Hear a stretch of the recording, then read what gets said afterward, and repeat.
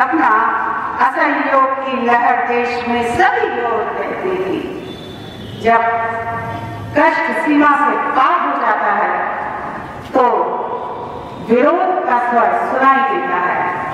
असहयोग की लहर देश में सभी ओर बहती थी, गोरों को सहयोग न देंगे ये जनता कहती थी। निर्धन और धनी सबने ही प्रकट आस्था की थी। निर्धन और धनी सबने ही प्रकट आस्था की थी। हिंदू मुस्लिम सिख सभी ने निज सहायता दी थी। जब संकट में होता है इंसान, तब उसकी जो वास्तविक आवश्यकता होती है, सब अपना मत भुलाकर, जात पात भुलाकर राष्ट्र के हित में, स्वयं के हित में एक मत होकर जुट जाते हैं। देश बंधु चित्तरंजन ही थे बंग देश के नेता। आप सभी ने नाम सुना होगा देश बंधु चित्तरंजन दास जी का। देश बंधु चित्तरंजन ही थे बंग देश के नेता। हर बंगाली वहां प्रेरणा उनसे ही था नेता। स्वयं सुभाष ने उनको अपना नेता माना। स्वयं सुभाष ने उनको अपना नेता माना। उन्हें पथ प्रदर्शक मुक्ति पंथ का अंतस्थल से जाना। देशबंधु ने एक नेशनल कॉलेज तभी चलाया। देखिए, विरोध की लहर, परिवर्तन की लहर, स्वतंत्रता की लहर की जो नींव थी, जो दुर्ग था, वो एक कॉलेज था। विद्या से ही, शिक्षक से ही समाज, देश काल परिवर्तित होता है। देशबंधु ने एक नेशनल कॉलेज तभी चलाया, उसका तरुण सुभाष को ही प्राचार्य बनाया। छात्रों में सुभाष ने भरती देशभक्त की ज्वाला। छात्रों में सुभाष ने भरती देशभक्त की ज्वाला, जिससे उनमें स्वतंत्रता का जयगान निराला खड़ी हो गई स्वयं से। खड़ी हो गई स्वयं से की विशाल अटोली, बने वो सेनापति उनके भय से सत्ता बोली।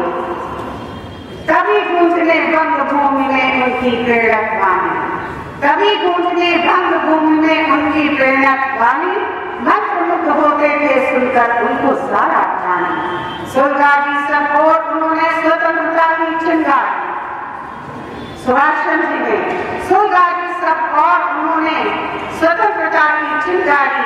हुए प्रभावित उनसे अब तो बाल वृद्ध नर नारी। सुभाष ने राष्ट्र प्रेम हित अर्पित मस्त जवानी की। सुभाष ने राष्ट्र प्रेम हित अर्पित मस्त जवानी। मुक्त युद्ध के बने शीघ्र ही वो महान सेनानी। उनकी सुनकर हुंकार भयंकर, उनकी सुनकर हुंकार भयंकर ब्रिटिश राज्य थर्राया। देशबंधु के साथ लोग को भी बंदी बनाया गया। बाहर जब निकले तब उनमें दूना जोश भरा। जेल की सलाखें भी उनके जोश को कम नहीं कर पाई। ये जान लो, लोहे से भी मजबूत इरादे होते हैं।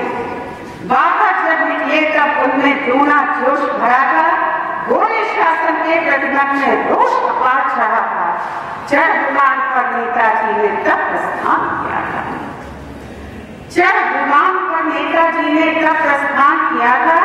गोरों से बदला लेने को मन में ठान लिया था। 18 अगस्त की कैसी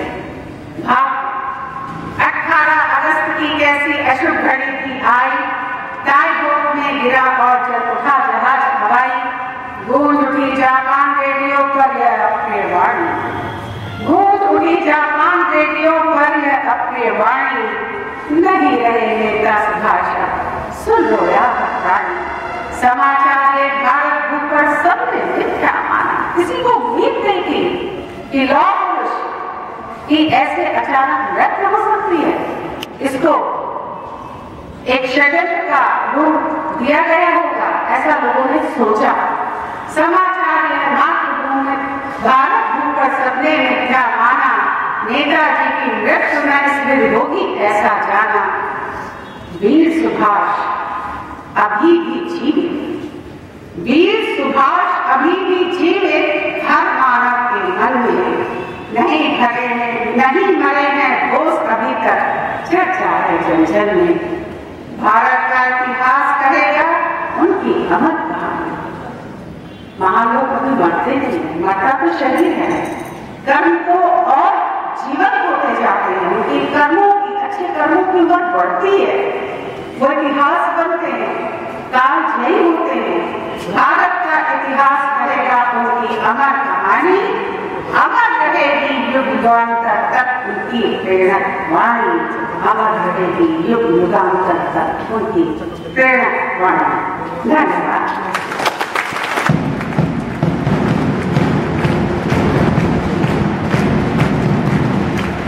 बच्चों, अभी आपने बहुत सुंदर कविता सुनी और आप ही में से चंद्रशेखर आजाद, सुभाष चंद्र बोस, महात्मा गांधी जैसे महामानव हुए। आप सभी उनके पक्षों पर चलकर वास्तव में एक चमकते हुए सितारे के रूप में अपना